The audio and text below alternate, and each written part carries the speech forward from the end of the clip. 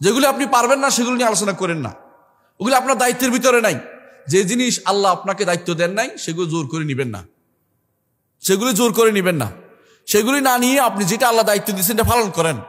প্রত্যেকে যদি তার দায়িত্ব পালন করে সেখানে অবশ্যই ইসলাম প্রতিষ্ঠিত হবেই হবে। দায়িত্ব পালনে অবহেলা করতে নিষেধ করেন মানুষদেরকে। আপনার পরিবারে আপনার আশেপাশে যাদের দায়িত্ব আপনি আছেন তাদের মধ্যে আপনি ইসলামকে প্রতিষ্ঠা করেন, সারা বাংলাদেশ ইসলাম প্রতিষ্ঠিত হয়ে যাবে ইনশাআল্লাহ। এখানের বাড়াবাড়ির দরকার লাগবে না, হারাহানির দরকার লাগবে না, কোনো বোমা মারা লাগবে না, পেট্রোল বোমা লাগবে না, রাস্তাঘাটে হইচই করা লাগবে না, ওই হরতাল করা লাগবে না। এগুলি ইসলাম অনুমোদন করে না। হরতাল করে ক্ষমতা যাওয়ার পরে হরতাল নিষেধ করবেন, কত বড় সাহস আপনার! ধর্মঘট করে আপনি ক্ষমতা যাবেন, কাজকর্ম বন্ধ করে দিয়ে হাজার লক্ষ লক্ষ টাকা নষ্ট করে, এরপর যাবেন যে না চলবে না, এটা হারাম। তো তুমি আয় করছো কি করে? আপনার কর্মকাণ্ড ইসলামিক না তো, তাহলে আপনি এটা ইসলামিক রাজনীতি নাম দিচ্ছেন কি করে আমাকে বলেন? এটা কোন ইসলামী রাজনীতি? ইসলামী রাজনীতি কেমনে হলো? এটা তো শরীয়ত মোতাবেক হয় নাই, শরীয়তের উদ্দেশ্য মোতাবেক হয় নাই, সরাসরি হারামের উপর দিয়ে হেঁটে হেঁটে আপনি যাচ্ছেন। তাহলে আপনার ইসলামিক হলো কি করে? এটা ইসলামিক হলো কি করে? আপনি যদি কোনো কারণে যেতে পারেন, কোথাও চলে গেছেন, আমি আপনার বিরোধিতা করছি না। যাওয়ার পরে আপনার প্রথম দায়িত্ব হবে হক কথা বলা। কিন্তু আপনি গিয়ে সেখানে হক কথা বলতে পারবেন না, কারণ হচ্ছে আপনি এত এত ধারা নম্বরে আপনি আটকে আছেন, ওই ধারাতে আপনি বাধা আছেন, ওই ধারা আপনাকে কথা বলতে দিচ্ছে না, ওই ধারা আপনাকে সেজদা করতে দিচ্ছে অন্যকে, ওই ধারা আপনাকে দাঁড়ায় থাকতে বলতেছে, ওই ধারা আপনাকে ফুল দিতে বলতেছে, ওই ধারা আপনাকে, আপনি তো পাগল, নিজের উপর দিয়ে জুলুম করতেছেন। এই নিজের উপর জুলুম আপনি কেন করবেন? আল্লাহ তাআলা আপনাকে কোনো রকম মুক্তি দিচ্ছে, একটা দেশে আছেন শান্তিতে, এখানে আপনি যে কোনোভাবে আপনাকে দিন পালন করতে কোনো অসুবিধা হচ্ছে না। না আপনি শুধুমাত্র দিন পালন করতে বলতে অসুবিধা হচ্ছে না, না এটা আমি বলা না, আমি জোর করে মানুষের উপর দিয়ে চাপিয়ে দেবো, এটা তো হবে না। জোর করে আপনার এটা নিবে না। জনগণ যদি না, জনগণের যে অবস্থা এখন যাচ্ছে, এই অবস্থাতে আপনি কোনোদিন ক্ষমতা যে কিছু করতে পারবেন না, এটা বেহুদা কথা। অনেকে মনে করে তাহলে কি আমরা জনগণের দ্বারা ক্ষমতা আসতেছি নাকি? না, এটা বলি নাই, আমি এটা বলি নাই। কিন্তু আপনি কাকে শাসন করবেন আপনার দেখতে হবে। উমর ইবনে আব্দুল আজিজ বলছিলেন একদিন তার মামাকে, ওবায়দুল্লাহ ইবনে ওমরকে বলছিলেন, আব্দুল্লাহ ইবনে ওমর তাকে বলছিলেন যে মামা, আমি কেন অনেক কিছু করতে পারি না যেটা শরিয়া মোতাবেক অনেকেই উল্টাপাল্টা করতেছে, তা ধরতে পারি না কেন? অথচ ওমর রাদিয়াল্লাহু আনহু কিভাবে করছিলেন?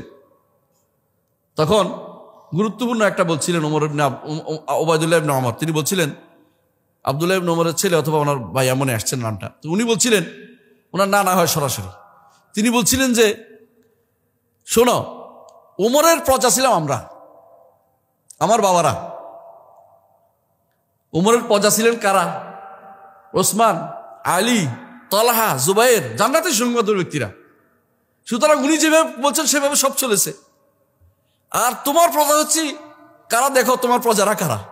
এই প্রজাগুলি কি তোমার কথা শুনে? এই প্রজাগুলি তোমার কাছের কথা চলতে চায় না। দুই একটা কথা শুনলে তো বহুত ভালো আছো, শুকরিয়া আদায় করো যেটার মধ্যে আছে।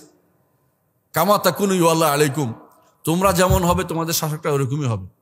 নতুন করে পদ্ধতি আপনি এখানে অ্যাপ্লাই করবেন যে আপনি বলবেন যে আমি হারামের উপর বেসাত করে যাইব, অথবা আমি এটা করে ফেলতে পারবো, এটা করে ফেলতে পারবেন না। আপনি যেটা করতে পারবেন শরীর বলছে এটা করেন। সেটা কি? কু আনফুসাকুম ও আহলিকুম নারা। দিন শিক্ষা আপনার সন্তানদেরকে দেন না, অথচ ইসলামী রাষ্ট্রের প্রথম কাজ হচ্ছে দিন শিক্ষা থাকতে হবে। আমি একটা উদাহরণ দিব, শেষ করবো আমার বক্তব্য। একটা উদাহরণ দিয়ে শেষ করব।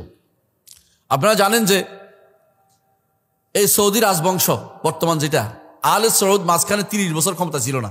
কত বছর? 30 বছর, একদিন দুদিন না। কোথায় ছিল তারা? কুয়েতে, আল সাবা গোষ্ঠীর কাছে ছিল। এই জন্য কুয়েতের জায়গা দিছে তারা, ওই সময় কুয়েতে জায়গা দিছে ওই সময় খালিদ যুদ্ধের সময়। এটা সোজবাজ করছে আর কি, সোজবাজ বোঝেন না? 30 বছর ছিল কুয়েতে, পালাইছিল। আব্দুল মালিক আব্দুল আজিজের বাবা আব্দুর রহমান আল ফয়সাল পালিয়েছিল ওখানে। এই 30 বছর আলেমরা কি করেছে জানেন কিনা? যুদ্ধ করছে, হানাহানি করছে, মারামারি করছে, কিছু করে নাই। মসজিদে ঢুকে গেছে, পড়াইছে, আলেম তৈরি করেছে।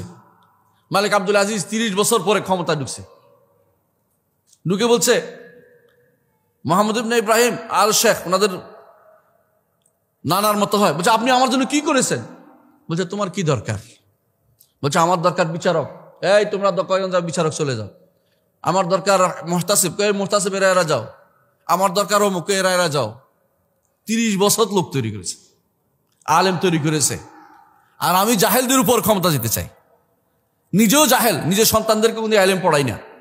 আমার আলেম হচ্ছে কয়েকটা বই, অমুক ব্যক্তির চিন্তা, অমুক ব্যক্তির চিন্তাধারা, ওইটা একমাত্র আমার আলেমের বই। এর আগের আলেমগুলি কই গেল? এই যে বইগুলি আমরা একটু কম দূর পড়লাম, নাম উল্লেখ করতেছিলাম না আমি, 100-র উপরে বই যেগুলি সিয়াসার উপরে, ওইগুলি কে পড়েছে? ইবনে তাইমিয়ার সিয়াসা শরিয়া কেন পড়া হইল না? সেখানে কেন নিজের মন মতো একটা সিয়াসা শরিয়া চলে আসলো কেন? এটাকে আবার ইসলামী রাজনীতি কেন নামকরণ করলাম? এটা ইসলামী রাজনীতি না, এটা ইসলামী রাজনীতি বলতে পারেন না। ইসলামী রাজনীতির কোনো কিছুই এর মধ্যে না। এটা শুধুমাত্র ব্যক্তিগত একটা উদ্দেশ্য চরিতার্থ করা ছাড়া কিছুই নয়। আসুন আমরা আগের জায়গায় ফিরে আসি, আগের জায়গা অর্থাৎ শরিয়া মোতাবেক ফিরে আসি, শরিয়া মোতাবেক পদ্ধতিতে আসি।